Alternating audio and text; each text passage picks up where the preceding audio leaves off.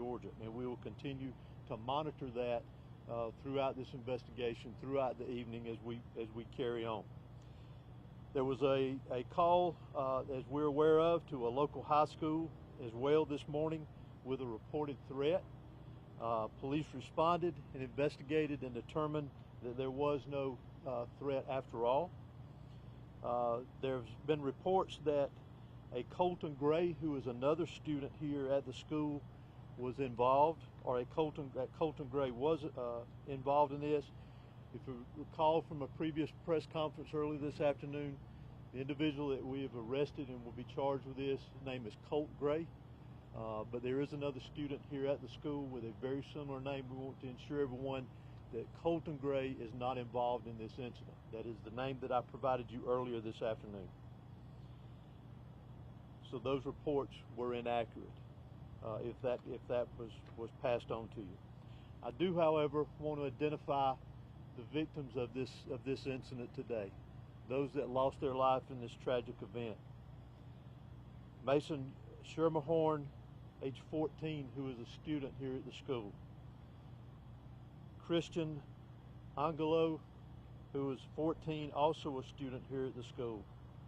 Richard Aspinwall, not sure of his age, but he was a teacher here at the school. And Christina Irmery, I'm sorry for my pronunciation, who is also a teacher here at the school. We will post a list of these victims for the correct spellings for everyone later this evening after we complete the press conference here.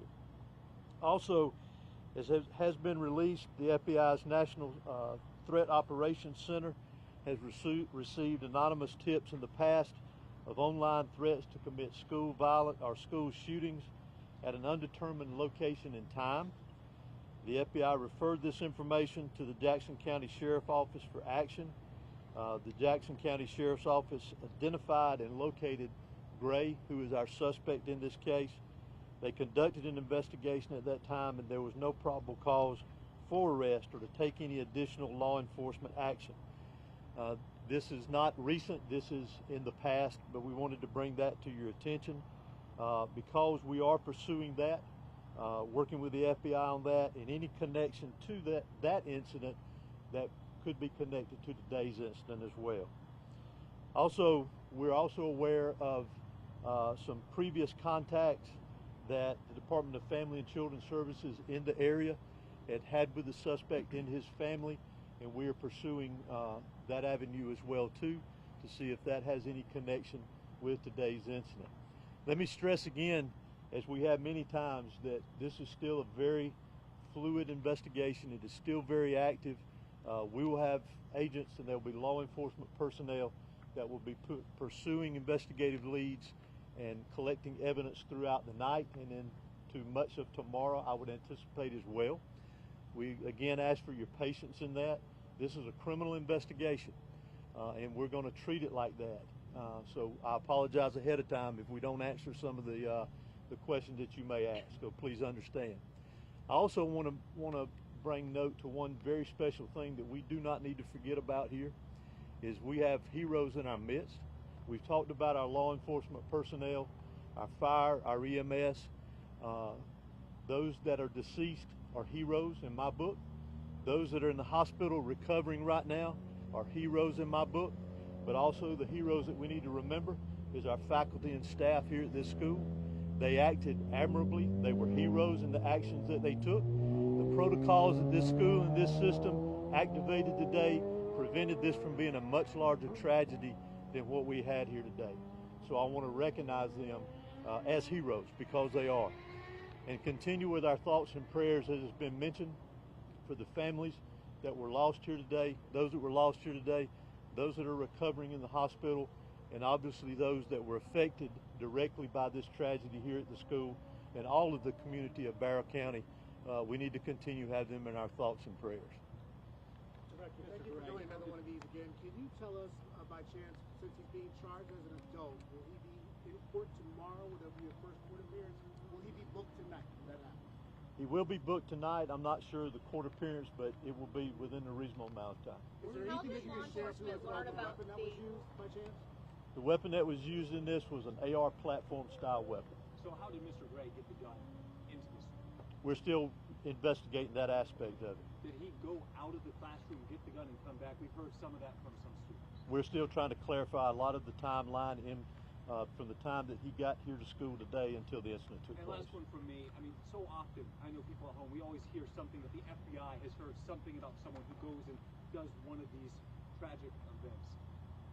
How can we stop this from happening? Because it feels like this happens every single time there's a school shooting that we've heard that there's a prior threat or there's prior knowledge. When lives are at stake, how can we stop this from happening? Well, there's a variety of ways, in my personal opinion. Community involvement, what our school system is doing here to ensure that. Whether we'll be able to stop it completely one day or not, I don't know. Those are decisions that each individual is making on their own to do this. But again, I go back to what I said earlier about the heroes here that prevented things from being a lot worse today. But we've got to take action within our own communities, take care of each other, be aware of our surroundings and what's going on in our community. Dr. Hosey, do you believe and they found hunting rifles in the family home? Was an AR platform weapon among those weapons that were in the home during that interview? Again, that's part of a lot of the things that we're trying to clarify within the investigation. Again, we're very early. As a parent situation, was it from a 911 call from a faculty or staff member or from a student? Can you just expand on that since they got here within minutes? Could you also expand on why it was a female faculty member walking around looking for the student minutes before he shot up the school? No. Can y'all clarify that? I'll let Director Why Hosey the answer that question. Resource officer didn't approach him? Ma'am, let's get this question right here and then we'll come You back asked to how was they notified? Yeah, we discussed today, heard earlier, law enforcement here within several minutes. So we're just curious how the notification went through. Did 911 hear about it from a student, or was it a faculty that made that call alerting law enforcement? All of our teachers are armed with a form of an ID called Centegix. And Centegix alarms us and alerts the law enforcement office after buttons are pressed on an ID, and it alerts us that there is an active situation at the school for whatever reason, and that was pressed. And we've had that about a week now. And we've heard stories of students actually pulling other students while they're in the hallway, while all this chaos is happening, while shooting is going on. We've heard stories about students pulling their classmates into the classrooms to get them to secure, to get them to safety. What do you think that says about these young folks who are, very 13, 14, 15 years old, that they're looking out for one another like that? It's admirable. It's like Director Hosey said, we have heroes among us, and those students and teachers that did that today saved a lot of lives. This could have been way worse than what and again, the investigation is still trying to file through that information, but those kids are heroes and brave as well to do that when they hear an active shooter around them. Sure, you talked about the let me get this one question right here. Did you have something else, Van? No, it was me. Okay. I was asking, why did the school resource officer not go looking for this kid and approach him, and why they sent a female faculty member to the room, to the algebra room he was in with my daughter, looking for him instead of the school resource officer, or why the school allowed this boy to come and go from the class all the time. He would go and sign up for the restroom pass, leave the class, and come back sometimes, and sometimes never come back. He has been wandering this school. With all due respect, ma'am, I think your information is incorrect, and our investigation is going to lead to what we have, and we will be glad to answer your questions once that's done. I guess victims are lying to me then. Possibly. Sheriff, what can you tell us about the SROs? You talked about a lot of heroes. You talked about how one of the SROs encountered the shooter. What can you tell us about them, who they are, how long they've been working here, and what they did today? Both of the SROs that are here at these high schools, at all of my high schools, I have two there. Both of the SROs, to include a third one, was here today, not for any other reason other than to help and assist today. They're the true heroes as well.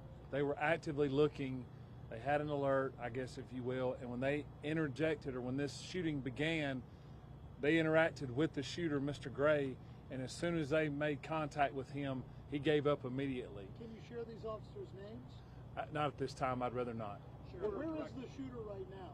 You said in custody. The shooter is in custody at the Barrow County Detention Center because he is a juvenile. He's being booked in, and he will be transported to RYDC. Were officials or school administrators tipped off by a threat here before the shooting happened? I'm not aware of that at this time. Sheriff or Director, can you say the condition on those injured that were taken to the hospital? Have you got any updates on how they're doing? All of our victims that are at the hospital are going to make it and going to recover well, as we've been told, and we don't expect any more fatalities at this time. Last question. Has there been any shooting or tragedy to this scale inside a Georgia school that you're aware of? Can you speak to that? I can't speak to that, no. Can you put this in perspective for us then? What today has meant for law enforcement, for students, all of those affected? Tragic. When someone preys on kids, it's tragic.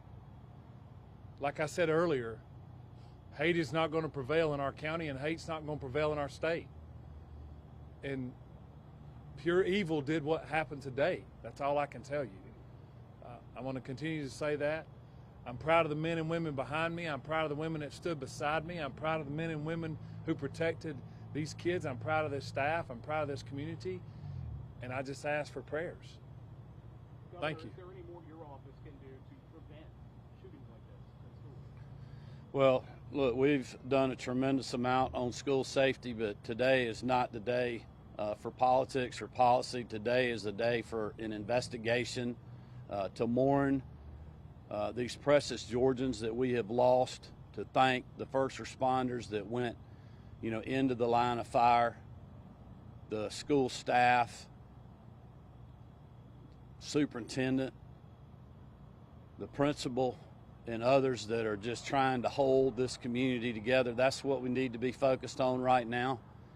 We also had a tragic loss of a firefighter in Greene County earlier today before this event happened, with an explosion that killed the life of a first responder that, again, was running in to danger when many people were trying to run out.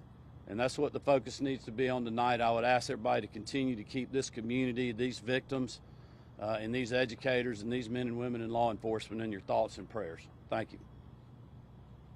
Thank you, Governor. I just want to thank everyone for their patience and taking the time to cover this. We ask that you continue to follow the GBI for updates. As we said earlier, we're going to continue to provide updates. It's very important that we get this information out. But right now, we really want to focus on our victims, and you can, as I said earlier, continue to follow us as we provide additional updates. Thank you. Can you give the spellings of those victims' names? Yes, I will. Hey, Thank would you. you post cities of residence for the adults if possible?